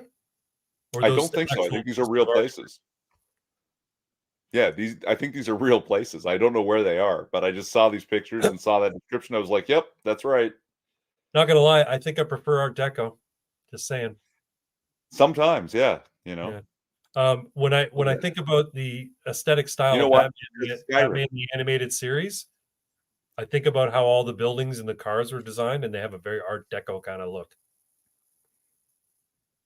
Yeah, it's got like 30s, 40s noir feel, but like this reminds me straight up of Skyrim, of all the dwarven ruins, right? Yeah. So, and I'm on that Skyrim tip right now, so. Yep, I hear you. Yeah. We got a comment here. Dwarf design greater than elf design. I agree. I mean, elves are cool for what they are, but they're not dwarves. We'll go back to the I'm gonna go back to that. Oh wait. Okay, sorry. No. I just again. This is an oddity, I guess. The weird thought crossed my mind that sometimes people go, the woke people suddenly turn and say, "Oh my God, orcs are black people," and then I was like, "No, man, no, orcs are Jews, right? Orcs are the Jews. Dwarves are the white Jews. Orcs are, just pay attention. Orcs are the Jews. Dwarves are the white people. The white people are actually Mexicans." No.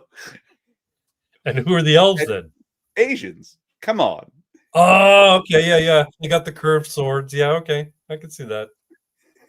You got the fucking eyebrows that point up a little bit. Yeah, okay, yeah. Asian. Like just say it in any order. It doesn't matter as long as it's all fucked up.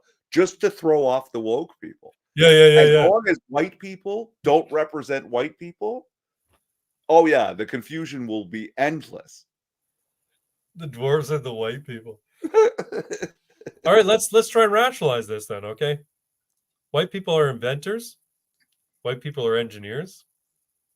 Dwarves are inventors and engineers. Yeah, they're always working. Right.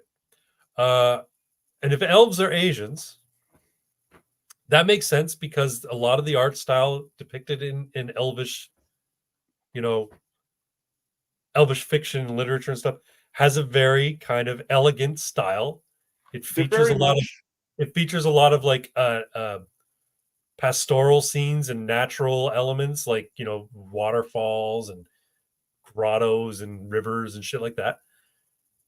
They're very much about pomp, royal hierarchy, order, with this rich tradition of empire, right? The architecture of the Japanese for the longest time was done with wood in a very, very intricate style that didn't require nails, which is the kind of shit that you think elves would get up to when they were fucking building shit.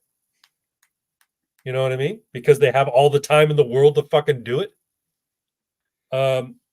Orcs being, what did you say they were? Jews. Jews. All right. Let's see if I can, without sounding like you. The orcs just destroy everything they touch. They infest an area and they turn it all to shit. Like, you have to say it because I'm not. Like Jews. Anyway, okay. Who else we got? Mexicans. Humans are Mexicans. That makes sense, especially in Tolkien, because the humans are the new race. The world of the elves and the dwarves is coming to an end, and the humans are taking over Middle Earth. Like the Mexicans are taking over North America. It totally makes sense, man. It totally makes sense. All right, cool. They kidnap and grape children. The fires have been lit. We answer Gondor's call, Vato. La raza unida güey. That also reminds me of this comic I saw where somebody asked, you could add one swear word to all of Lord of the Rings. Where do you put it? And it's Aragorn going, the beacons are fucking lit.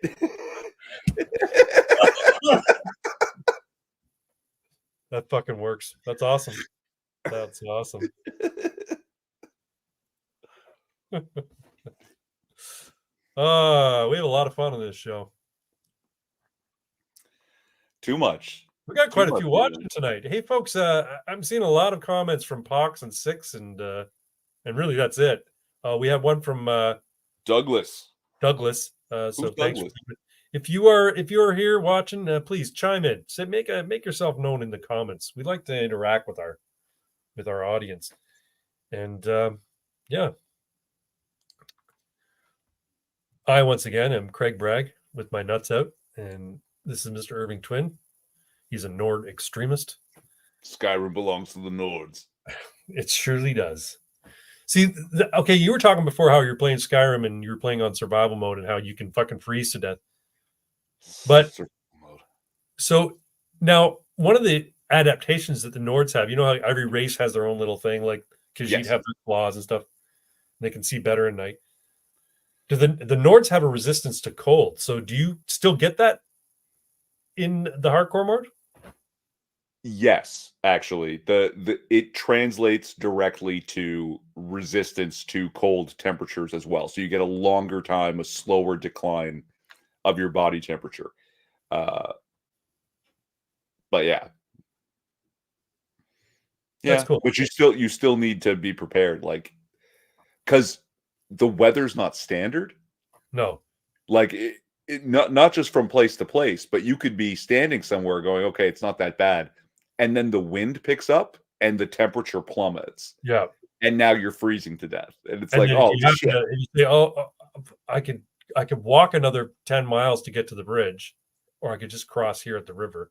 And you get out of the water and you're fucking, ooh. I don't know if they've incorporated the water into freezing, but they should. Oh, really? They should, because that's like, yeah, you're in a survival situation. The last thing you want to do is get fucking wet. But also, like, no matter what style you're trying to play, you almost invariably need fur armor.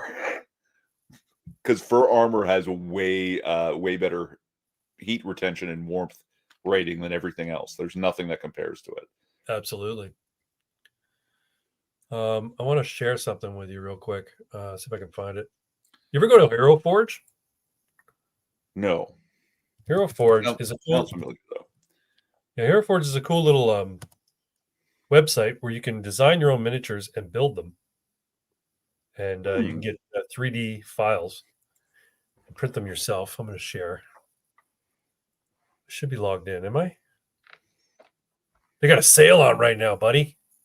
Woohoo! 20% off physical minis and 50% off digital STLs. All right, let me share here.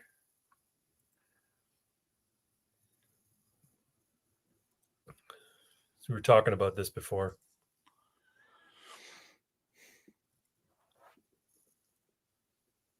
So this is Yerrick Duskmantle. He's one of my friend's characters. 1 second here. I find his proportions a little strange. Yeah, they're not perfect. You can play with it though. You can adjust the sliders. Secure body.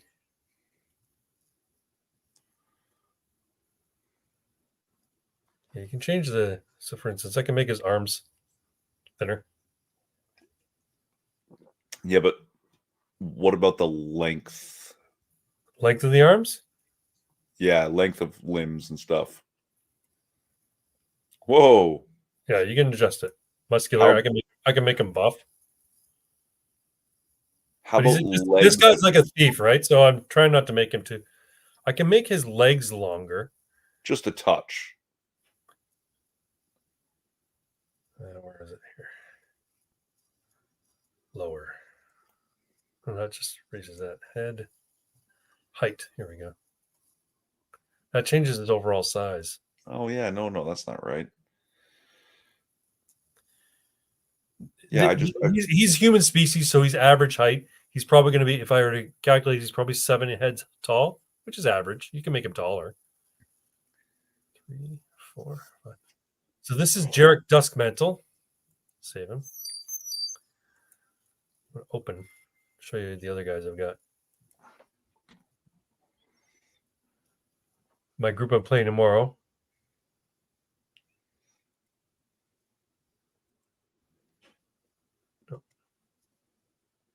Open. Balwin Vortok. This guy's a witch hunter. I've already printed him, and he's being painted by my friend. Nice. Yeah. Let's find someone else here. Cool haircut. This is Bracken McCracken. This is my other buddy. He's the guy who paints well. Now, Bracken died, but his cousin Filbert McCracken, he's alive. So he died before I could print this mini off. So we're using the same mini. They all died except for that last guy that I showed you. So they're using the same minis. And what's his class and stuff? This guy's a scoundrel, so basically he's a thief. Okay. And you pick the poses and such? Yeah, I put their poses in. This is the character his wife plays. Her name is Ghoul, but Ghoul died, so this is Jade. She Look wears at a that rack. Yeah, I tend to make the women clearly women. Yeah. You know what I mean? Because it's very easy for them to become ambiguous, right? So yeah, this is Ghoul or Jade. Thick thighs save lives. Yeah, she looks pretty cool. You decide, I want to wear a mask. She called herself Ghoul. I'm like, Ghoul, eh? So you say, but I'm not undead. I just want to be called Ghoul. I'm like, all right, cool. So you're Ghoul. Then Ghoul died. He said, well, Ghoul had a friend who worked in the same mercenary company that was cursed by the witch, and the same mercenary company, they all wear masks. So that's why Jade wears a mask too. I'm like, okay, makes perfect sense. Got a kind of Moon Knight feel. Yeah, a little bit. Now let's see who else back we got. when Moon Knight was cool and they hadn't ruined it. This is my wife's character. This is Kirsten Kravitz. She's a plague doctor. But Kirsten Kravitz died, so this is Ilara Vex. So in Deathbringer, yeah, you know what? Meta AI came up with that.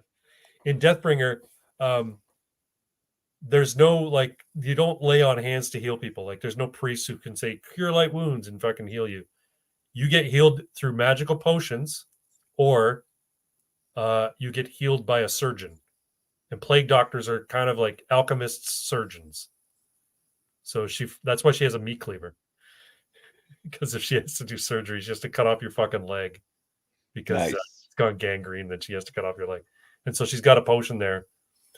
The other things that she can do, she can create potions and fucking chuck them at people. So she'll have potions of sleep, potions of acid, that kind of stuff. Cool. Yeah. So that's Ilara Vex. And let's look at. Just out of curiosity, what do these cost?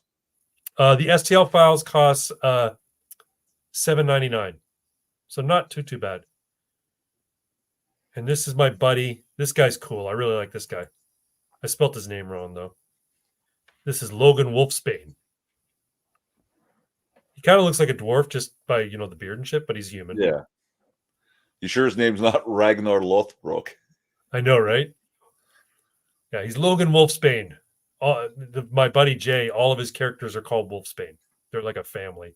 So every character, every character he ever plays is related to another Wolfsbane. So this is a big clan. Yeah, it's a big clan. So in the Deathbringer campaign, Logan is his character. And I've got one more in this group of current heroes. Clarissa Vox. So Clarissa Vox is my buddy Nick. He likes to play female character for some reason. Don't ask me why. She is a grim scribe. And because he's trans. Yeah, so maybe. So and he says, yeah, I want her to have like half a shaved head, and then her hair is like swooped over. I'm like, okay, cool. So yeah, she casts spells basically. And in the game, grim scribes, all of their spells are tattooed on their body, because if you're found with a spell book, the witch hunters will come hunt you down. So you kind of keep your spell casting on the down low. And you only really ever cast spells when you're in a dungeon. If you were to cast a spell in a city, the witch hunters would find you and kill you. So this is Clarissa Vox. And yeah, so that's the group of people that are playing in this here game of mine. Nice. Pox has sent us a Hero Forge, it's called, yeah? Yeah, Hero Forge. Pox has sent us an update. They found her. And they found her. Found who? The woman who made the complaint and was bragging about it on her social media until the backlash, and now she has deleted all of her social media accounts. Yeah, I don't want to there's what, 5 people watching? Monica Kiesler is who made the complaint about Peanut and Fred. Oh, okay. I don't fucking care. You see to me. Yeah, I mean, our people aren't going to do that, and there's not enough of them to cause a ruckus anyway, so. Fuck it. What's done is done. But, I don't want to try and cause harm to this person, but it's news. This is a news program. We have to share it. But I mean, if she got attacked by 1,000 rabid squirrels, I'd be like, well, yeah. Can you blame him? Okay. This AI voice that is fucking everywhere now is really annoying. Fox's favorite doxer for the win.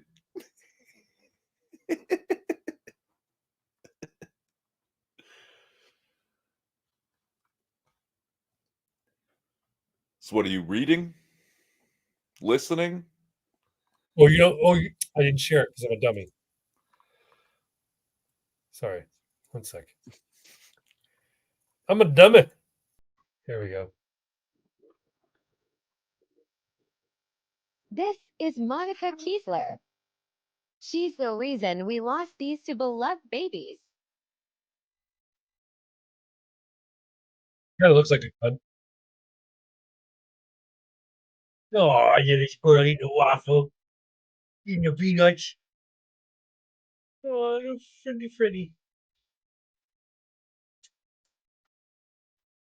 It's a brown squirrel, too. They're not very common anymore. Or is that a black squirrel? I can't quite tell.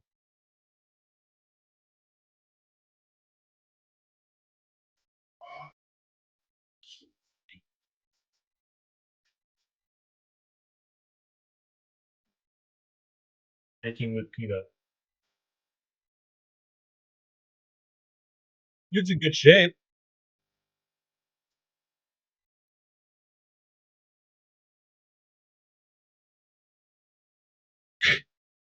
This is Monica Kiesler. And there we go. You know, she does look like a person who would just like murder animals for no reason.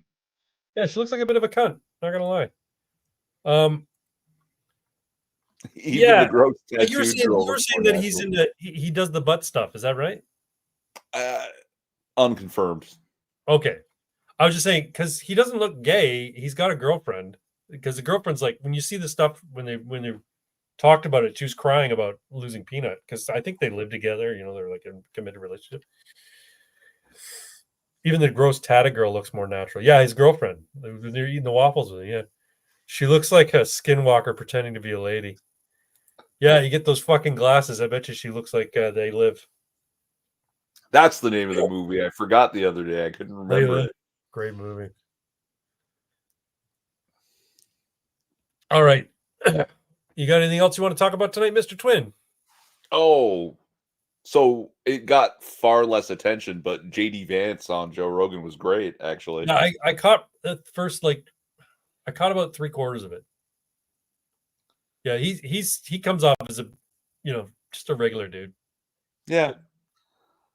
Yeah, he's good, but I mean, like, I was just thinking there was other stuff that happened, so nobody jumped at it. But yeah, he was trying to say profits, and he stumbled and said profits, and I imagine the headlines, like leftist headlines, going, "JD said profits. It's over for Republicans. Their mental decline is showing."